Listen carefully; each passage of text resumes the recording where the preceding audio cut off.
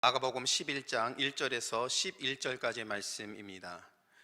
그들이 예루살렘에 가까이 와서 감람산 벳바게의 베다니에 이르렀을 때에 예수께서 제자 중 둘을 보내시며 이르시되 너희는 맞은편 마을로 가라.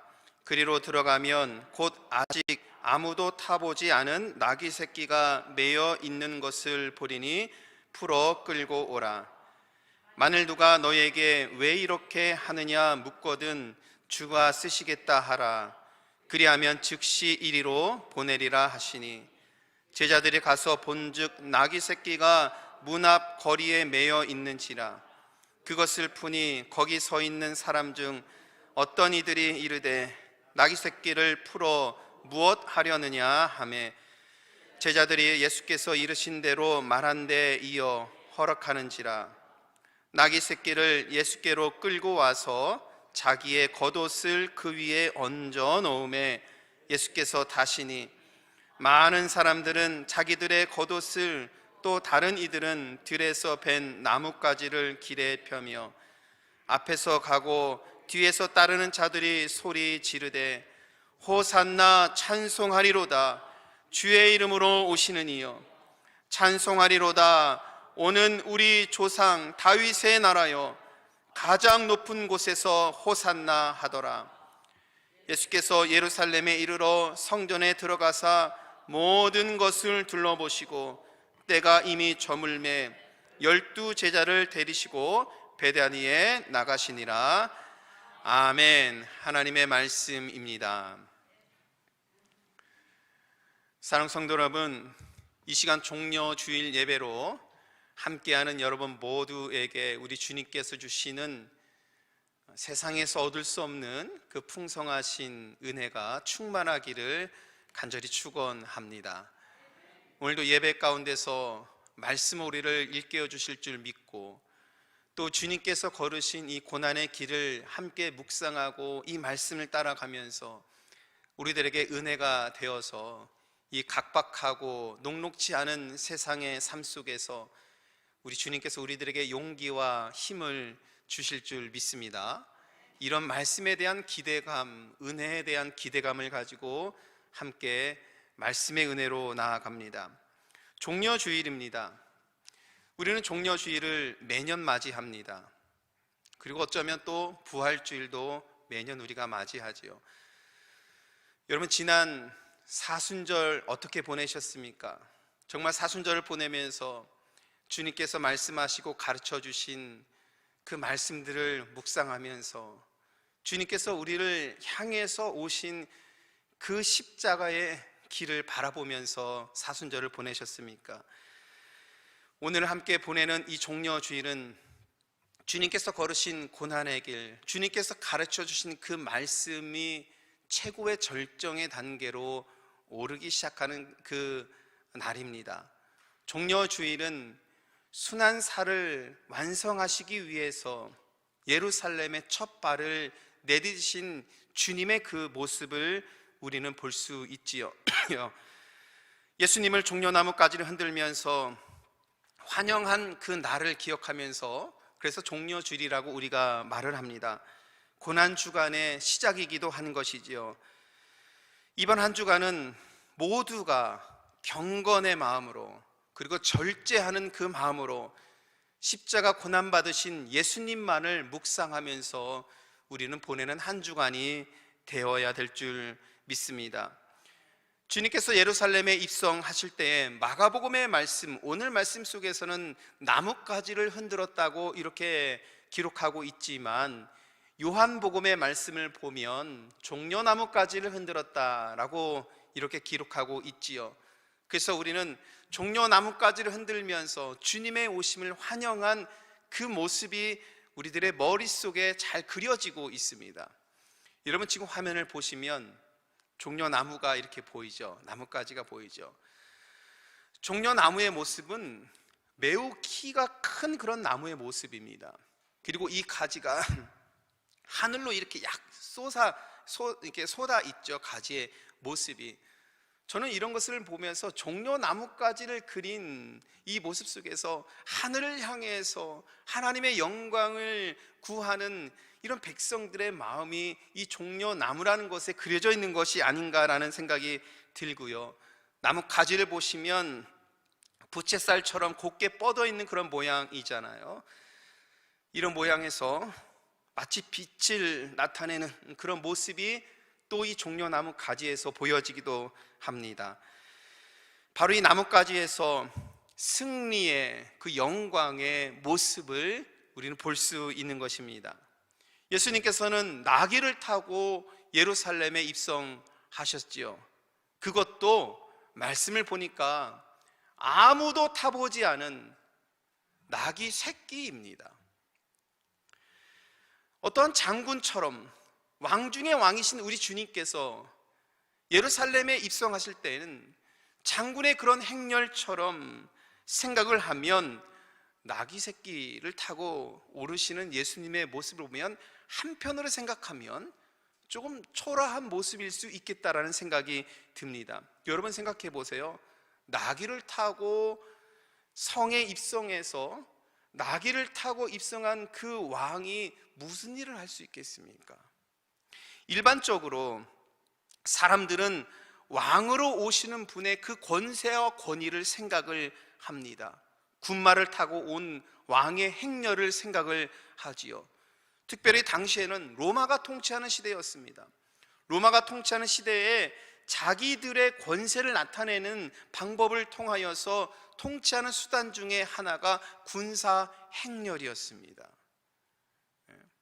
칼을 차고 있는 로마의 군병들이 옷고 있는 그 철갑 옷을 입고 웅장하게 성을 지나가는 군사의 행렬을 보고 사람들은 로마 황자의 권세를 느낄 수 있는 것이지요. 용맹한 군사들의 행렬이 도시를 가로지를 때에 사람들은 위축하기 마련인 것입니다. 이렇게 로마는 자기들이 통치하는 그 나라에서 군사의 행렬을 보여주면서 자기의 통치의 수단으로 삼았던 것이지요. 오늘 말씀에 의하면 많은 사람들이 자기의 겉옷을 벗어서 나귀를 타고 입성하는 예수님을 환영하였다고 말씀하고 있습니다.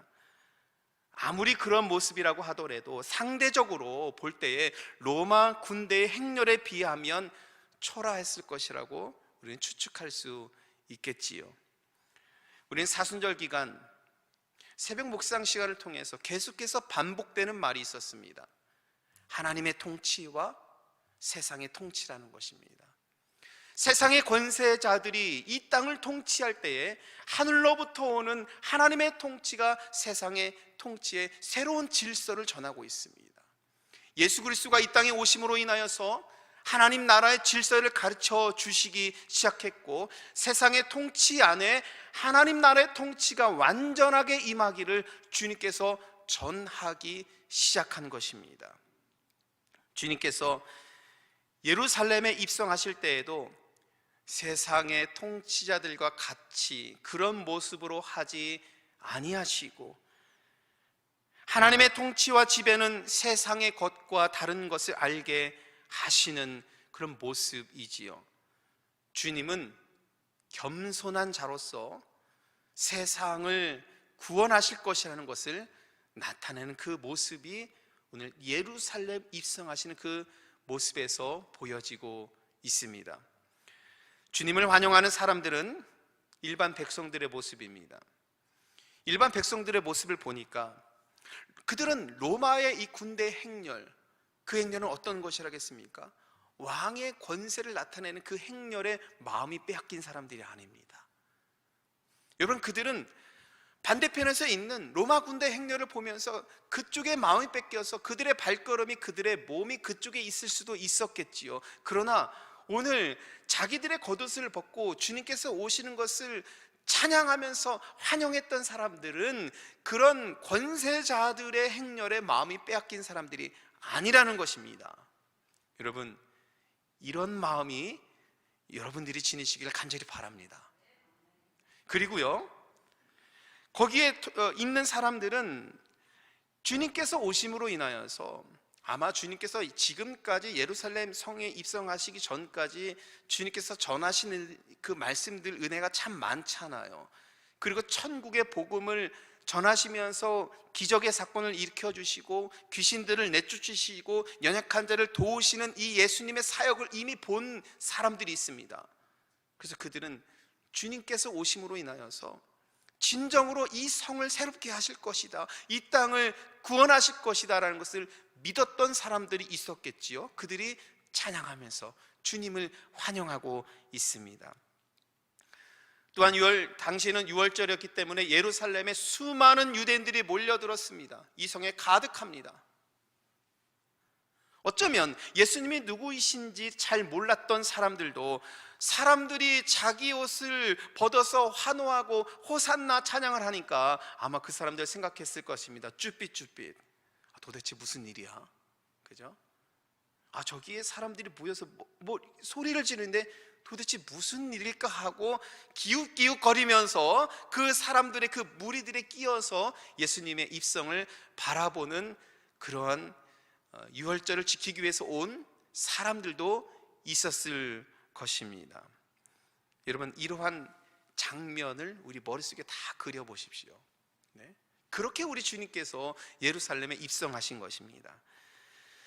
여러분들도 아시는 바와 같이 주님께서 이렇게 입성하시는 것은 구약의 예언자의 말씀을 성취하신 말씀으로 우리가 알 수 있지요. 스가랴 9장 9절의 말씀을 성취하시는 주님의 말씀입니다. 이 말씀을 보니까 내 왕이 내게 임하나니 그는 공의로우시며 구원을 베푸시며 라고 말씀하고 있습니다. 스가랴는 이미 선언합니다. 예언합니다. 왕 중에 왕이 이 땅에 오실 것인데 그분은 하나님의 의로움을 전하실 분이시고 구원을 베푸실 분이라고 스가랴는 예언을 하고 있습니다. 그리고 겸손하여 나귀 새끼를 탄다라고 말씀하고 있지요. 우리 주님께서 왜 나귀 새끼를 타고 예루살렘에 오셨습니까? 그 겸손의 모습을 보여주신 것이고, 여러분, 우리 주님께서 왜 십자가에 못 박혀 죽으셨습니까? 그렇게 하지 않으셔도 될 수 있는 분이지 않습니까? 그러나 우리 주님께서 왜 십자가에 못 박혀 죽으셨습니까? 겸손한 자로서 이 땅에 오셔서 세상의 권세자들이 힘을 가지고 통치하는 모습으로 세상을 통치하는 것을 보여주시는 것이 아니라 또 다른 질서가 있는 것이지요. 겸손한 모습으로 오셔서 세상을 섬기시고 세상을 구원하시는 하나님 나라의 질서가 주님의 이 모습에 담겨져 있는 것입니다. 스가랴는요, 이스라엘 민족이 바벨론 포로에서 돌아와서 활동하던 그 예언자입니다. 시간적으로 보면은 약 1000년 정도의 시간이 차이가 나는 거예요. 1000년 전에 예언한 그 말씀이 1000년 후에 우리 예수님께서 예루살렘에 입성하시면서 이루어진 그 말씀입니다. 이스라엘의 한 예언자가 메시아의 오심을 대망하면서 전한 그 예언을 이룬 이 장면, 여러분, 하나님의 말씀이 성취되는 이 장면을 보면서 우리는 바로 이분이야말로 하나님의 말씀을 성취하시는 예수님, 하나님의 아들 예수 그리스도이심을 믿을 수 있어야 되는 것입니다. 예수님의 오심을 찬양한 백성들의 찬양을 오늘 말씀에서 함께 볼까요? 우리 9절과 10절 같이 읽도록 하겠습니다. 호산나 찬송하리로다, 주의 이름으로 오시는 이여 찬송하리로다. 오는 우리 조상 다윗의 나라여 가장 높은 곳에서 호산나 하더라. 아멘. 백성들이 찬양합니다. 호산나, 우리의 주님이 오십니다 라고 찬양하고 있는 것이지요. 여기에서 백성들이 찬양한 이 호산나, 주님의 이름을 찬양한 이 말은요, 주님 우리를 구원하소서, 주님 우리를 도와주소서, 이런 의미가 이 찬양에 담겨져 있는 것이지요. 예루살렘에 살아가던 백성들은요, 그리고 예루살렘을 찾아온 각 지역에 흩어져 살다가 유월절이 돼서 예루살렘에 찾아온 그 백성들, 특별히 그 지역은 전체가 다 로마의 통치를 받고 있었던 지역이지 않습니까? 로마의 통치를 받는 상태에서 살아가는 백성들의 삶은요, 여러분 결코 녹록지 않았습니다. 지금 우리가 생각하는 것 그 이상으로 피폐한 그 삶을 살아갔다는 것입니다. 그들은 주님께서 오심을 보고 고단한 삶에서 구원하실 주님이 오시는 것을 기쁨으로 환영하고 있는 것입니다. 고통과 좌절과 절망 속에서, 개인의 아픔 속에서, 시대적인 아픔 속에서 여기 오시는 우리 주님만이 우리를 구원하실 분이신 것을 찬양하면서 그분의 오심을 환영하고 있는 것이지요. 이들이 찬양한 호산나라는 이 찬양이 있잖아요. 호산나라는 이 찬양. 제가 이 말씀을 묵상하면서 지금 이 호산나를 우리들의 언어로 바꾸면 어떻게 할 수 있을까? 그죠? 성경의 이 언어, 호산나라는 이 언어, 주님을 찬양한 이 말을 지금 우리가 살아가는 이 시대에 나의 말로 바꾸면 어떻게 할 수 있을까? 곰곰이 생각해 보니까 아마 이렇게 바꿀 수 있을 것 같아요. 주님, 우리를 구원해 주시옵소서. 주님, 우리를 도와주시옵소서. 이 고통의 삶에서 우리를 구원해 주시옵소서. 주님, 코로나 바이러스가 이 시대를 덮고 있습니다. 주님, 우리를 구원해 주소서. 이런 찬양인 것 같아요. 지금 우리가 겪는 이 고통의 삶에서 우리를 구원하실 분은 오직 하나님의 아들 예수 그리스도이심을 믿으시길 바랍니다.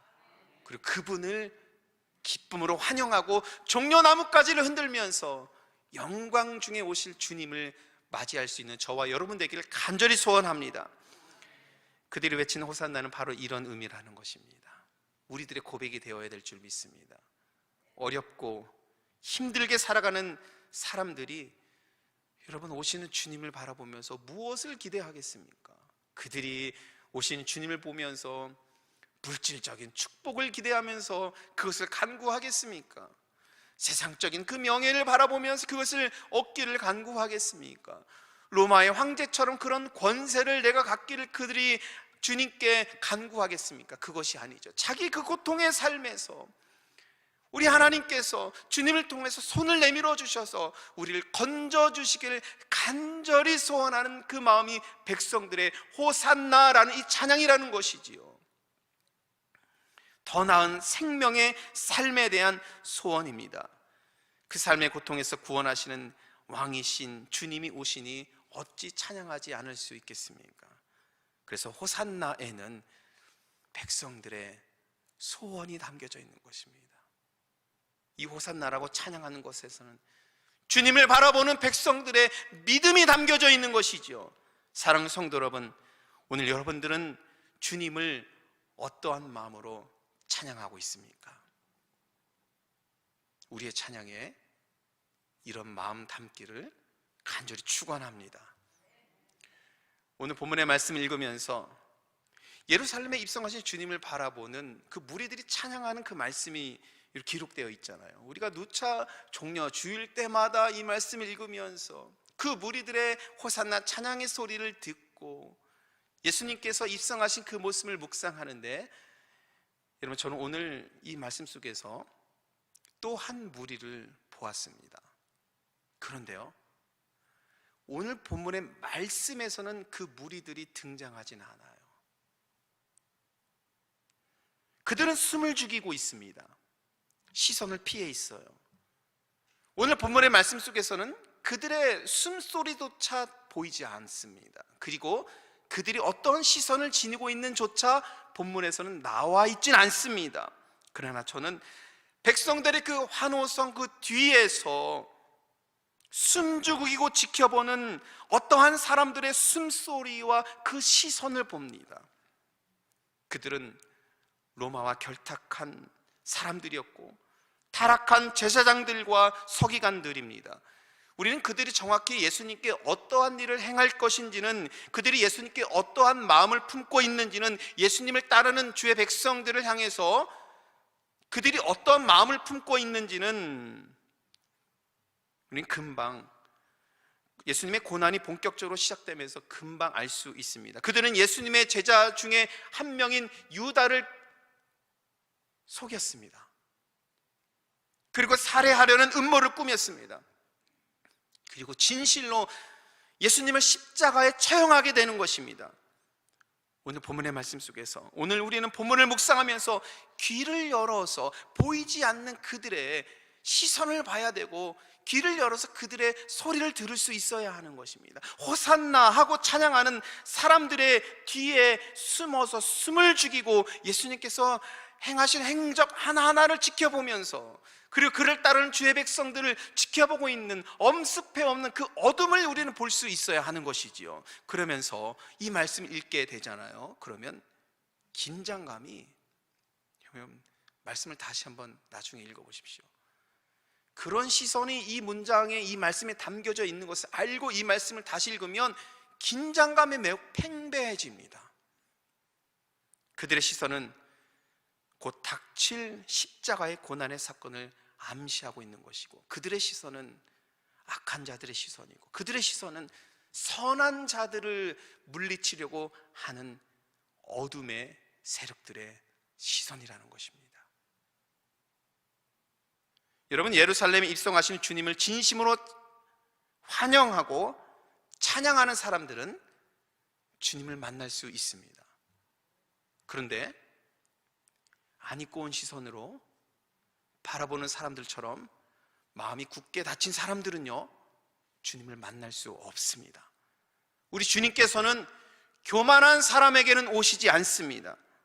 오늘 우리는 호산나 하고 찬양하는 이 사람들의 마음을 지녀야 될 줄 믿습니다. 주님께서 간절히 찬양하시는, 주님께 찬양하니 간절히 찬양하는 이 찬양이 있잖아요. 교회력 성경 성서 1과의 본문의 말씀, 시편의 말씀 속에서는 이미 다윗에 의해서 우리 주님을 이렇게 찬양하고 있습니다. 우리 같이 한번 읽어볼까요? 여호와의 이름으로 오시는 자가 복이 있으며 우리가 여호와의 집에서 너희를 축복하였노라. 아멘. 여호와의 이름으로 오는 자가 복이 있다고 찬양합니다. 여러분 모두가 오늘 이 말씀을 아멘으로 받기를 간절히 바랍니다. 여호와의 이름으로 오는 자가 복이 있도다. 주님께서는 전심으로 호산나 하고 찬양하는 자들에게 오시는 것이지요. 그리고 그들에게 오셔서 주님께서 복을 주십니다.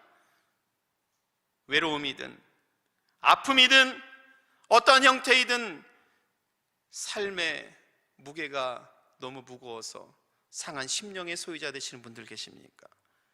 예루살렘에 모인 백성들처럼 너무나도 피폐한 그 삶 속에서 어디에다 내가 희망을 걸며 살 수 있을까? 어디에 내가 의지하면서 살 수 있을까? 이렇게 생각하는 분들 계십니까? 복의 근원이 되시는 주님을 찬양하십시오.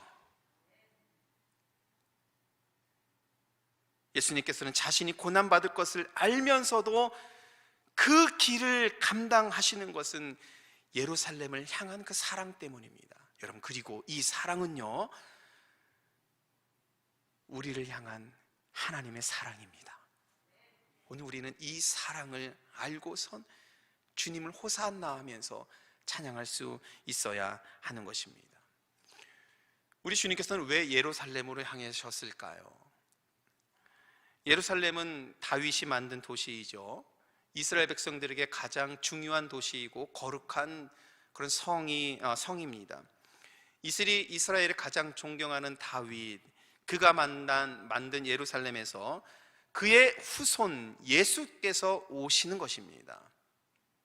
이러한 예언의 성취를 아는 사람들이, 마음을 열고 받아들인 사람들이, 예수님을 그리스도로 알고 고백하는 사람들이 호산나하고 찬양하고 있는 것입니다.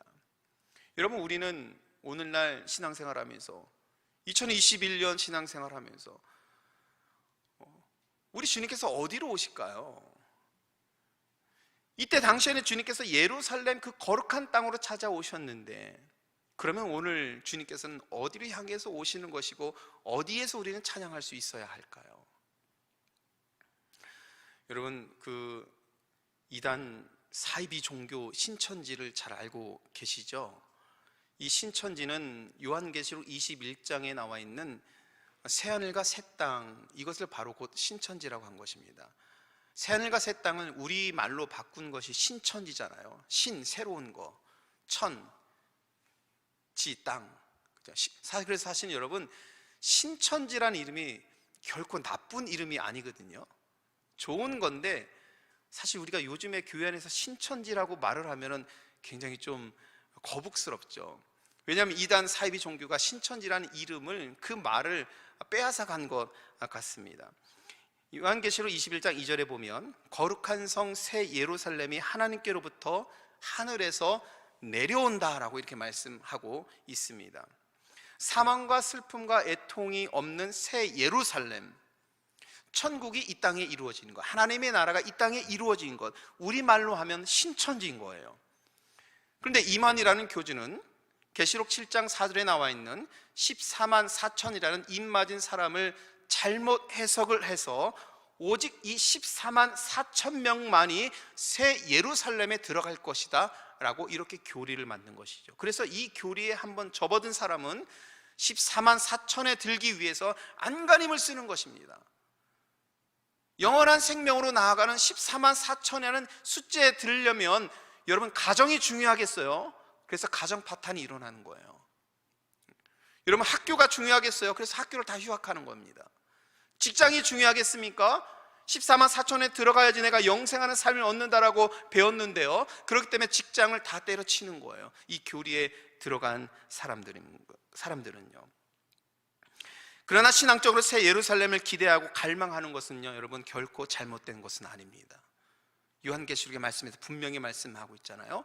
새 예루살렘이 하나님께로부터 하늘에서 내려온다고 말씀하고 있기 때문입니다. 예루살렘은 구약시대부터 신약시대에 이르기까지 오늘날까지요, 우리 신앙의 중심입니다. 결코 우리가 놓칠 수 없는 그 성이 예루살렘이에요. 요한계시록에는 새 예루살렘을 하나님의 통치가 이루어질 새로운 세상이라고 말씀하고 있는 것이지요. 그런데 그러면 예루살렘은 우리들에게 어떠한 영적인 의미가 있을까요? 저는 이렇게 생각합니다.